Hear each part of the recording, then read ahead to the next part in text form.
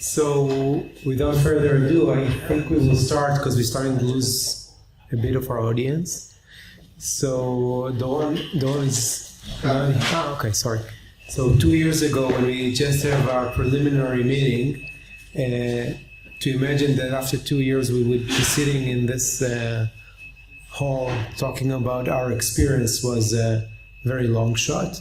So, the fact that we are here is by itself. And taking into account the pandemic, it's also, but we have a lot of challenges in front of us. So the presentation, it summarized the first 11 patients, the experience we have from the first 11 patients. Dr. Domany will present the data. I will just a few notes to bear in mind. First of all, we see the same thing with esketamine currently when we have a new treatment option, as we spoke before. The first few patients are not the patient that you want to start the treatment with, are the most, debilitated, sick patient. So from my first cases were one patient that spent 3 of the last 4 years in hospitalization. He is a bipolar patient, suffered from bipolar, and I never seen him euthymic for more than a week or two. So it's rapidly cycling, and it's severe depression with manic episodes. And the second one didn't leave the house in the vast majority of the last 5 years, except when he was hospitalized in our department for a bit more than 2 weeks. So the first few patients are really the most severe depressed patient or affective disorder patient from our wards. And the second thing is Dr. Hirschman is not here. So I can say freely, without his support, we couldn't have come to this point, and I wouldn't be able to share with you my experience. So he deserved the good words. Yoav? Okay, so let me start with a few things. I want to say thank you for a wonderful conference, or a wonderful day. Thank you for the speakers. It's been really great. And thank you, Sigma and Livanova, for the whole event.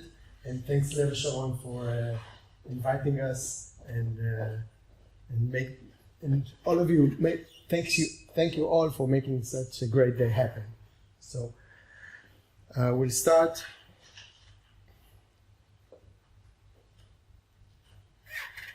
What happened?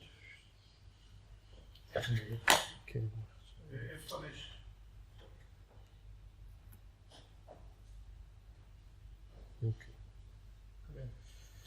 So when we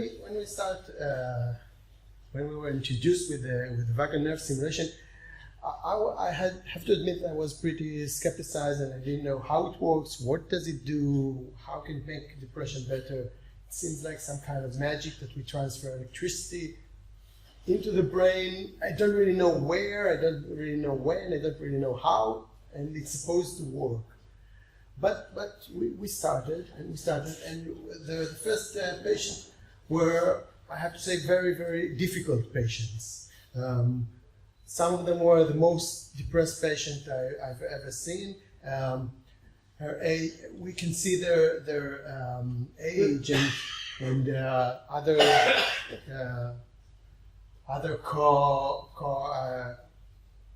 comorbid situations. Some of them had psychiatric hospitalization in the past, and I have to say that all of them had previously ECT treatment. We took only patients that had ECT treatment. I think it was a decision that we don't want to go to patients who didn't get ECT. We're now evaluating this again, but we started with that. And as I said, we took the most difficult patient, and the main MADRS baseline was 38, which means very, very severe depression.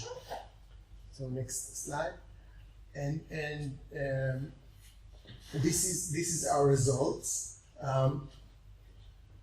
which you must agree that are very, very, very impressive, and they took me really by surprise, not to see the results, but to see the patients.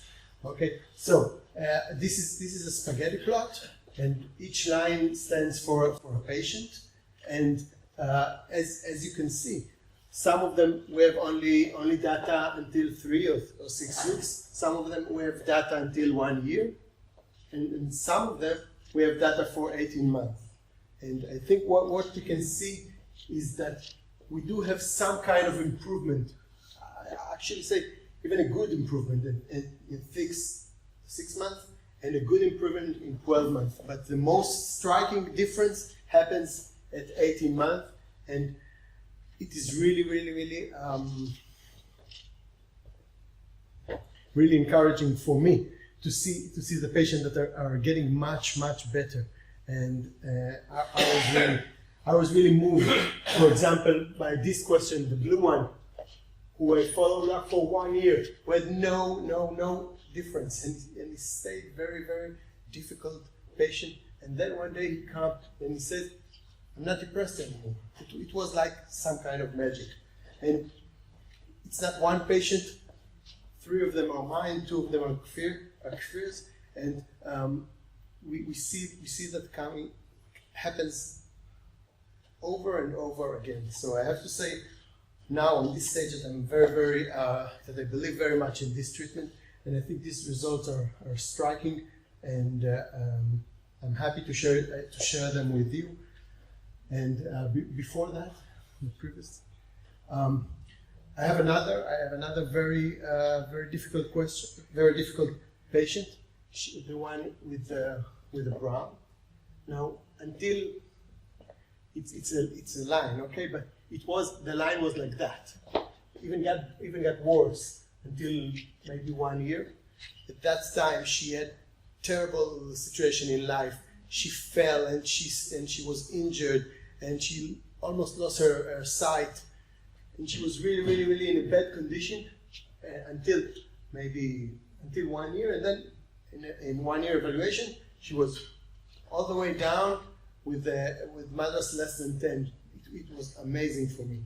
Later, she got a little bit worse, around 19, I guess. But I think it's kind of good, because I think it's more real life experience what you see in the brown. So I have to say that next slide, please. And the average is that we see the baseline. It was 38, and at the end, 18 months, only 5 patients. Yeah, but the average is. Do you remember the number? 12 point something. 12 point something. 12. So it is here, from 32 to 12. Okay, so it is really amazing improvement. Now, please remember, this is not good science. Okay, it is just collecting data about our first patients.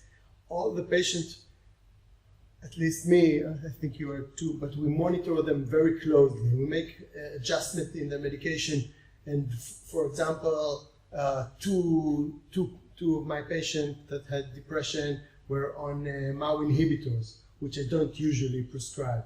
And another example, that the bipolar patients were all on lithium and were all on good levels of lithium with recurrent blood levels. So I give them the best treatment I can. So they're getting better, and I'm happy.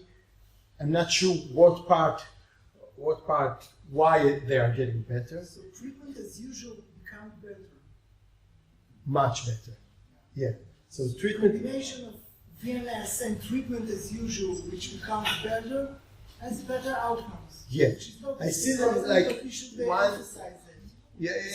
It's like when we spoke before, when you're introducing something new and you take an extra effort to understand what's going on, and you monitor them very closely and you see them very oftenly because you don't know anything else. This is the base. So, and it's like an additional placebo effect. We make much more effort with those patients with a Right. lot of expectation. Right. But please remember that some of them, at least the 2 that I talked about, they were in depression for 10 to 20 years. Nothing helped them. They were hospitalized once and again, and they got ECT treatment once and again. So I'm not sure what works. That's why I say it's not good science, but my feelings is that this is amazing. But one can claim that reality is not a good science. The reality is not a good science. Yeah. So with that note, I give the mic to Dr. Feffer. So it's not just about. I would like to emphasize that we're not just two separate hospitals. We are two separate teams, right? So I think that Yoav works with his team in Shiba, and I'm working with Dr. Strauss that you've heard before. So, and the good part of what we're presenting today is the collaboration. It's not just a collaboration in the team, but between the teams. So we share a lot of data and experience. Not only we have so much, but each question that we have right now, like Yoav is my companion, so is the one that I'm asking. And the support of course, Sigma is very important. So there is additional point I would like to point out. And this regards suicidality. Again, everything is very, very small in numbers, and we cannot draw a clear line out of it. But I can definitely say that from the first 5 patients, 3 of them were very suicidal. And what you see after 6 and 12 and 18 months is also decrease in suicidality. Of course, it goes the same line with the improvement in depression. So the bottom lines are, although it's a very small sample, and of course each and every one of those patients got a state-of-the-art treatment, I hope, because we are really invested in them. It presents a positive trend with improvement in MADRS, generally speaking, and suicidality. Our patients are similar in a lot of their characteristics with the Aronson registration study regarding the severity, prior history of ECT, and suicidality. I would also want to point out that each and every month we have more and more information. So I presented the data a few months ago at the local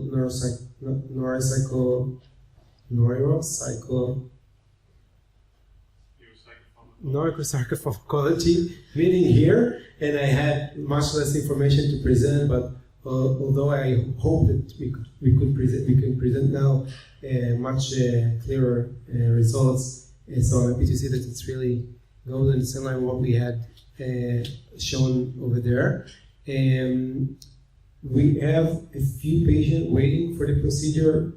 The situation right now in Israel is that we are kind of in between days because we don't have the practical approval from the Minister of Health, but we hope we'll get it any day now. So there are a few patients waiting, so I hope when we will meet next year in the neuropsychopharmacology meeting, we will be able to present much more and more strong points for discussion and longer period of follow-up. So with that, I would be happy to get any question or ideas or whatever. Just comment on congratulations on collecting these data and more so to treat the patient, and obviously with great success. So I would like just to add that what you presented is consistent with what we see in our own cohort, what is presented in the data. So that consistency, I think, adds to the evidence, in a cumulative way. So congratulations. But I want to add something for the skeptic clinician, because I myself also very skeptic. I didn't start I'm coming from the TMS field. I'm more a TMS guy. So to start with the VNS was a paradigm shift for me. And as you can see from the first few patients, I'm going back to the first slide. So the first year, and you can see patient number 1 and patient number 2, we didn't see like the tremendous change up till 1 year. And again, you are dealing with the most severe depressed patient. Holding them for a year, it's a tough task by itself. So, and we were like, I think we kind of discussed it throughout the way. You are seeing them on a monthly basis, and you're expecting that the next visit he will be better because you have a lot of expectation. The patient has a lot of expectation. You are dealing with them with your tablet. You are doing that. You're doing that, and we hope to see the changes earlier, and we didn't. We didn't see the marked change before the year and a half, and it takes a lot. Like, we need to be very precise with it and very explicit with it between ourselves and also, of course, with the patient. It's not a magic, not at all. Let me add something. For that. I think some I don't remember who said it about the keeping the hope for the commission. So I think it's, well, that's what I do. I keep the hope for my patient. It's my everyday job. But it is much harder to keep the hope with this patient.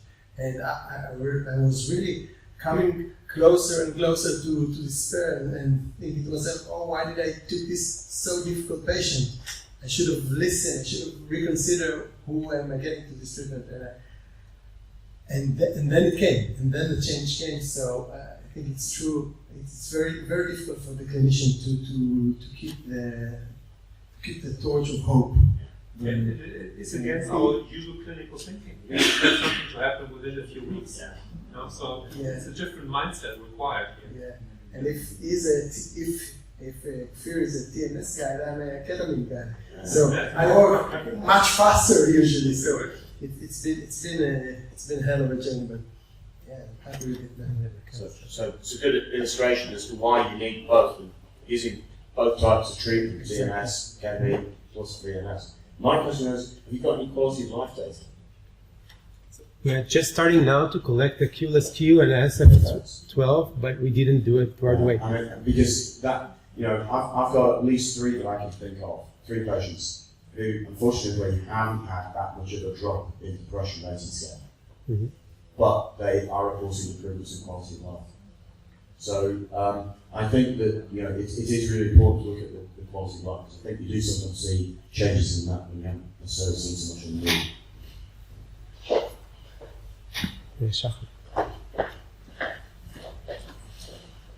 So this is really encouraging data, even so it's only small numbers. And I have 2 questions or comments. I don't know how to go. Have you all tried to ask the patients from their point of view what was leading for the change? What led for the change after a few months? Something in their insight, their perspective, or things like that. And another question is, do you consider in any time point, for example, to reintroduce ACT course, for example, after 3 or 6 months, and then it might be more beneficial than before, or will be any time point where mindfulness will be effective? Because I know for my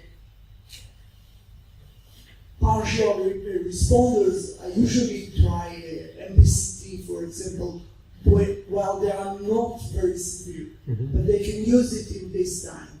So I don't know whether we should discuss the option of a new antidepressant that was not working before, a new course of ECT or TMS and things like that during the time course of treatment. Okay, so for the first question, my patient, I think they didn't know. They didn't know what happened, why they are getting better. They just, I'm better. One woman said, I started singing again. Why? She doesn't know. I don't know. So it's the feeling of that magic that just happened. And for the second question, yeah, all the time. All the time I was thinking about different medication, another trial of antidepressant, another trial of antipsychotic. Now there's a new antipsychotic. Let's try this one again, and so I made multiple changes in their medication. We thought about going back to ECT. I don't think we did in any of mine. It didn't get that worse, but I think we offered them. One of the two patients of mine got hospitalized during this time that they weren't better. And so yeah, we keep on thinking all the time on how can we make them better. And I also want to point out that we are working in different models. So from what I understood, that Yoav is in charge of the whole treatment. Here we have the VNS clinic. I'm working with the psychiatrist in the community. I'm not taking under my responsibility the treatment as a whole. Having said that, the first few patients were a patient of mine. So I tailored everything. So regarding the improvement again, even though it might look that it suddenly you improve, it's a process, and each and every patient it's a bit different. But what you usually see is a major change in I would say, of course, the mood, but what comes before the mood is the energy. So suddenly they have a bit more energy. They started to do things. At the first meeting, you say, okay, it's by chance. It's not something because the changes in modules, for example, are very minimal. But then it's building up, so it's a process. And the other thing I wanted to point out is some of the treatment that those patients received before didn't work. For example, psychotherapy, CBT. Like the two of my patients received CBT and EMDR before, but didn't achieve anything in the treatment because they couldn't work with the therapist. They just they were kidnapped. Like the patient also said on the radio, on the national radio, he said, like, I felt like my brain was kidnapped. I couldn't work in psychotherapy. I couldn't do anything for living. Nevertheless, I couldn't work in psychotherapy because I wasn't there. So we reintroduced EMDR or CBT treatments, and you could see that it works together. So I'm just trying what you asked about the ECT in patients who's had VNS for about 3 months or so. And it's still a bit too early to say, but my suspicion after just 4 treatments is that she's perhaps getting something more effect than she's had with ECT in the past, when really we didn't see very much until she's had nearly 20 ECTs. So I don't know, it's still too early to say. I'm interested to know what you do in this regard, but I do sometimes say to patients, look, even if you don't see any great effects of this, your brain environment is going to be different with VNS in situ than it was without.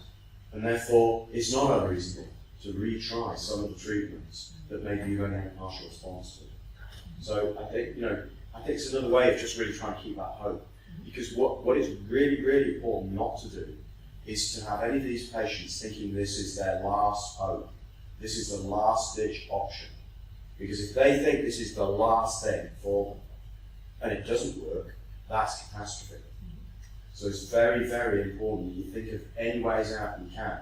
They might be psychological, they might not be backed up by evidence, but you've got to try and find some way of enabling people to retain hope, even if they get minimal effects of the VNS.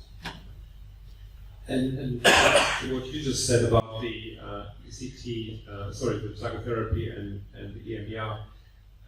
So we know, for example, from pharmacological treatment like reboxetine, 1 dose of reboxetine or 2 doses would actually enhance the capacity that psychotherapy works, as opposed to without reboxetine. Mm-hmm. And I would assume something similar here with VNS, not so dramatically after 1 or 2 sort of days of VNS, but after a few months maybe. So the brain is building up some capacity, biological capacity, to respond better to other treatments. So therefore, it's for keeping the hope, but I think there's also good science behind that probably to suggest that the treatments that previously failed might actually work better because of the VNS effects, biological effect in the brain. So I think that's a really good observation. Thank you. Another thing that I find out, I had a patient she was bipolar, and when she got too depressed, she never went to any evaluation, not to her physician, not to me. She didn't come to nowhere. She was on some kind of medication, and her level in the blood was very low. So she had to get a little bit better, and then I could send her to evaluate her lithium levels and to evaluate her TSH levels, and then I could treat some other conditions. One thing I want to say about hope. Hope is a two-edged sword. It is very important to give them the hope, but we don't want to give them. I'm not sure if we can say too much hope. I think what you said is very, It's going to be realistic. Realistic expectations.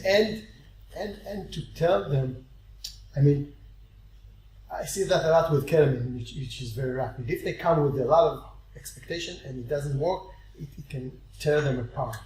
So I think hope is something that we should work with very gently. And please remember that hope was the last thing that came out of Pandora box. So. Yeah. Just one comment and one quick question as well. So just what you saying about false hope, I was in clinic just a few weeks ago with a newly implanted patient who's only been implanted a month and came for his second or third ramble. And he was like, "This is amazing, I've never felt so good."